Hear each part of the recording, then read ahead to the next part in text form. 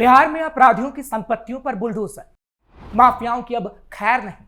बिहार में माफियाओं पर जहां शिकंजा कस रहा है, वहीं इस वक्त तेजस्वी सवाल उठा रहे हैं। बिहार में जहां अपराधियों पर लगाम लग रही है, तो तेजस्वी को दिक्कत हो रही है। तो ये सवाल खड़े करती है कि आखिर क्यों माफियाओं के घरों पर जब बुलडोजर चल रहा है तो तेजस्वी आग बबूला हो रहे हैं। क्या तेजस्वी माफियाओं का साथ देना चाहते हैं या फिर उनके सहारे चुनाव जीतना चाहते हैं? नमस्कार, कैपिटल टीवी का खास शो विवाद सवाल देख रहे हैं आप। मैं हूं आपके साथ हर्ष भारद्वाज।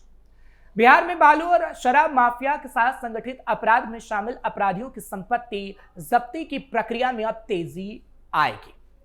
राज्य कैबिनेट ने इसके लिए बिहार आपराधिक नियमावली 2025 के गठन के प्रस्ताव की स्वीकृति दे दी है, जिससे माफियाओं पर शिकंजा कसेगा और उनकी अवैध संपत्तियों पर बुलडोजर भी चल सकेगा। दरअसल अभी तक राज्य में अपराधियों की संपत्ति जब्ती के लिए स्पष्ट प्रक्रिया निर्धारित नहीं थी। इसके साथ ही राज्य में छोटे अपराध करने पर दोषियों को सामुदायिक दंड भी दिया जा सकेगा। इसके लिए भी नियमावली का गठन किया जाएगा।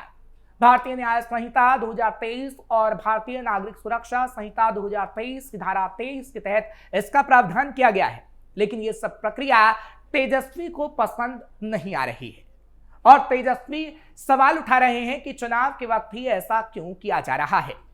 पर तेजस्वी को कौन बताए कि अपराधियों पर लगाम बिहार में एनडीए की सरकार आने के बाद लगनी शुरू हो गई थी। एनकाउंटर हुए, माफियागिरी को खत्म किया जा रहा है, लेकिन तेजस्वी को यह क्यों पसंद आएगा? क्योंकि उनके पिता माफियाओं के भरोसे ही चुनाव जीतते थे और अब वही तेजस्वी भी करना चाहते हैं। माफियाओं का राज चाहते हैं तेजस्वी। अब जब बिहार सरकार माफियाओं पर कार्रवाई कर रही है तो तेजस्वी सवाल उठा रहे हैं। इससे तो तेजस्वी पर ही बड़े सवाल उठते हैं कि क्या वो 1990 वाला बिहार एक बार फिर लाना चाहते हैं, अपने पिता वाला बिहार चाहते हैं जो माफियागिरी चला सके। लालू राज में माफियागिरी और गुंडाई, लालू का वो राज लोगों को आज भी याद है जब माफियागिरी और गुंडों का आतंक होता था। बिहार में लालू यादव के 15 साल के कार्यकाल को अक्सर जंगल राज कहा जाता है। इन 15 सालों में 8 साल उनकी पत्नी राबड़ी देवी राज्य की मुख्यमंत्री रहीं, लेकिन उनके कार्यकाल के पीछे लालू ही मुख्य सूत्रधार थे। इन 15 सालों में बिहार में हत्या और अपहरण एक उद्योग बन गया था। ये पैसा कमाने का सबसे पसंदीदा जरिया था।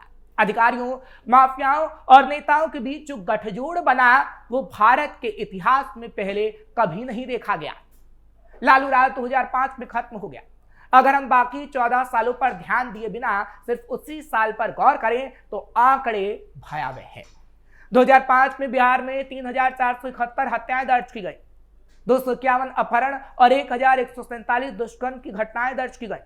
2004 में बिहार में 3948 लोगों की हत्या हुई। इसके अलावा जबरन वसूली के लिए अपहरण के 411 मामले दर्ज किए गए। लालू कार्यकाल में नक्सली हमलों में कई गुना वृद्धि हुई। राजद के कई नेताओं के नक्सलियों के साथ गहरे संबंध थे, जिससे उन्हें वोट हासिल करने में मदद मिलती थी। नक्सलियों, माफियाओं और राजनेताओं के बीच इस गठजोड़ के परिणाम स्वरूप हर महीने नक्सली हमले बढ़ते जाते थे। साल 2005 में ऐसी 203 घटनाएं हुई थी। 2005 के बड़े हिस्से में बिहार में राष्ट्रपति शासन रहा। हालांकि लालू यादव केंद्र में यूपीए एक सरकार में रेल मंत्री थे और लोकसभा में राजद के 22 सांसद थे, इसलिए उन्होंने बिहार सरकार चलाई। 2005 के अंत में नीतीश कुमार के सत्ता में आने के बाद हालात बदलने लगे। 2006 में अपराधियों में कानून का डर घर करने लगा। आंकड़ों के मुताबिक 2010 में जब नीतीश कुमार ने अपना पहला कार्यकाल पूरा किया, तब तक लगभग 50,000 अपराधियों को कानून के शिकंजे में लाया जा चुका था। लालू के कार्यकाल में दोष सिद्धि लगभग नगण्य थी। कई हत्या के मामले तो दर्ज ही नहीं होते थे और जब लोग मामला दर्ज कराने जाते थे तो अक्सर उन्हें पुलिस स्टेशन पहुंचने से पहले ही गायब कर दिया जाता था। लालू राज में चरम पर थी माफियागिरी। बिहार में कई गुंडे, बदमाश नेता और ठेकेदार थे। ये पूरी व्यवस्था थी जिसमें माफिया विकास कार्यों के टेंडर लेते थे। ऐसे समूहों के अधीन पूरी हुई परियोजनाओं की हालात समझी जा सकती है।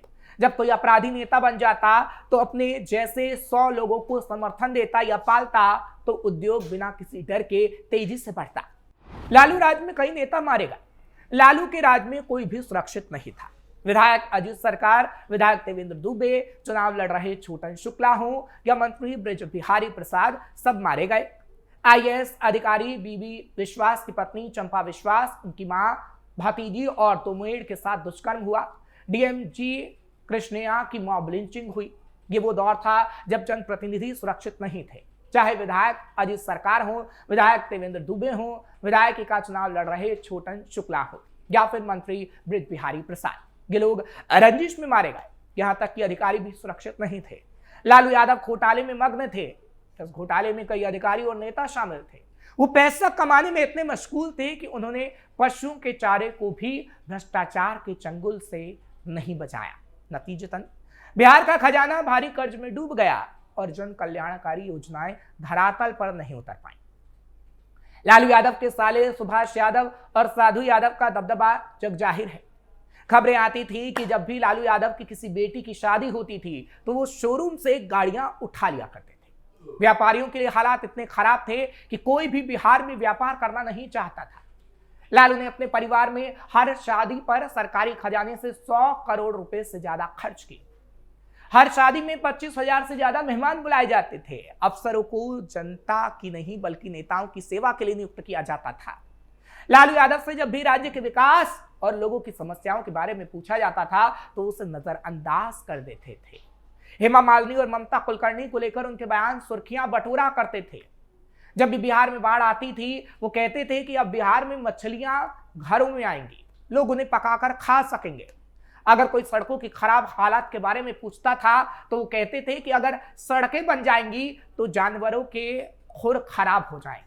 बिहार में अच्छी जीवन शैली के लिए पैसा ही काफी नहीं था। अगर कोई गाड़ी खरीद लेता तो रुतबे और पैसे का प्रतीक बन जाती और परिवार अपहरणकर्ताओं के निशाने पर आ जाता। डॉक्टर से लेकर इंजीनियर और नौकरशाह से लेकर व्यवसायी तक उस दौर में अच्छी कमाई करने वाले हर व्यक्ति को सुरक्षित रहने के लिए अपराधियों को पैसे देने पड़ते थे। लालू यादव के राज में कानून व्यवस्था बदतर थी। लालू यादव के राज में कानून व्यवस्था के हालात सबसे ज्यादा बदतर थी। हालात इतने खराब थे कि अगर कोई शाम 6 बजे तक घर वापस नहीं आता था तो परिवार और रिश्तेदारों में कोहराम मच जाता था। पता ही नहीं चलता था कि कब कौन मारा जाएगा या दुनिया से गायब हो जाएगा। जब भी पुलिस कोई लाश बरामद करती थी तो लोग अपने रिश्तेदारों या किसी और के बारे में सोचते थे। रोजगार और शिक्षा तो चर्चा का विषय थे ही नहीं। जंगल राज के दौर में तो इनकी ऐसी उपेक्षा की जाती थी मानो इसका कोई महत्व ही ना हो। पीएम ने भी दिलाई तेजस्वी को लालू के जंगल राज की याद। फिलहाल बिहार में उस वक्त एनडीए सरकार है और तेजस्वी का बिहार में माफियागिरी लाने का सपना कभी पूरा नहीं हो पाएगा जो उनके पिता के सीएम रहते हुआ, और इस बात को पीएम से लेकर आम जनता भी कहती है। बिहार विधानसभा चुनाव से पहले प्रधानमंत्री नरेंद्र मोदी ने विपक्षी दलों खासकर राजद और लालू तेजस्वी पर तीखा हमला किया। उन्होंने कहा कि राजद शासनकाल में बिहार की स्थिति सड़े हुए पेड़ जैसी हो गई थी। उस दौर में ना तो स्कूल खुलते थे, ना बच्चे पढ़ने जाते थे और लाखों लोगों को रोजगार की तलाश में बिहार छोड़कर बनारस, दिल्ली और मुंबई जाना पड़ता था। यही पलायन की असली शुरुआत थी। पीएम मोदी ने कहा कि जिस पेड़ की जड़ों में मिनरल नहीं जाते उसे फिर से जीवित करना कठिन होता है। लेकिन बिहार के लोगों ने नीतीश कुमार को मौका दिया, जिसके बाद राज्य में व्यवस्था बदली और विकास का रास्ता खुला। और आम जनता भी कहती है कि अब कानून व्यवस्था काफी बेहतर है, माफियागिरी नहीं होती, बिहार में विकास हो रहा है और लालू के राज में ये कभी नहीं देखने को मिला। अब की अगर बात करें तो अब तेजी से माफियाओं पर डंडा चल रहा है और एनकाउंटर हो रहे हैं। पिछले दिनों भी हमने देखा कि किस तरीके से बिहार के अंदर एनकाउंटर्स हुए, लेकिन वो भी तेजस्वी यादव को नहीं पसंद आया था, सिर्फ और सिर्फ इसलिए क्योंकि तेजस्वी यादव अपने पिता लालू प्रसाद यादव से वही सीख रहे हैं जो लालू प्रसाद यादव ने बिहार में किया था, यानी माफियागिरी, गुंडाई और माफियाओं का साथ देना। लेकिन अब बिहार बदल चुका है क्योंकि नीतीश कुमार ने बिहार को ऐसा बदला है कि अब माफियागिरी नहीं होती और गुंडे खौफ खाते हैं।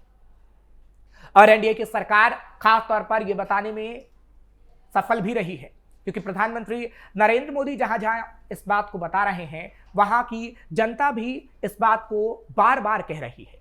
और जब हम बिहार के अंदर खुद गए तो बिहार की जनता ने भी इस बात को दोहराया कि बिहार में अब वो लालू राज नहीं लाना चाहते, क्योंकि अब लालू तो सीएम नहीं बन सकते, लेकिन अब वो अपने बेटे को सीएम बनाना चाहते हैं और अगर उनका बेटा बिहार के अंदर सीएम बना तो एक बार फिर जंगल राज आ सकता है और यही डर आम जनता को खाया जा रहा है। फिलहाल एनडीए पर एक बार फिर से आम जनता भरोसा करती हुई नजर आ रही है। फिलहाल हम भविष्यवाणी तो नहीं कर रहे कि आगे आने वाले समय में एनडीए सरकार बनेगी, लेकिन आम जनता तो यही कहती है। आपको ये खबर कैसी लगी कमेंट सेक्शन में जरूर बताएं। खबर को लाइक शेयर करें, कैपिटल टीवी को सब्सक्राइब करना मत भूलिएगा।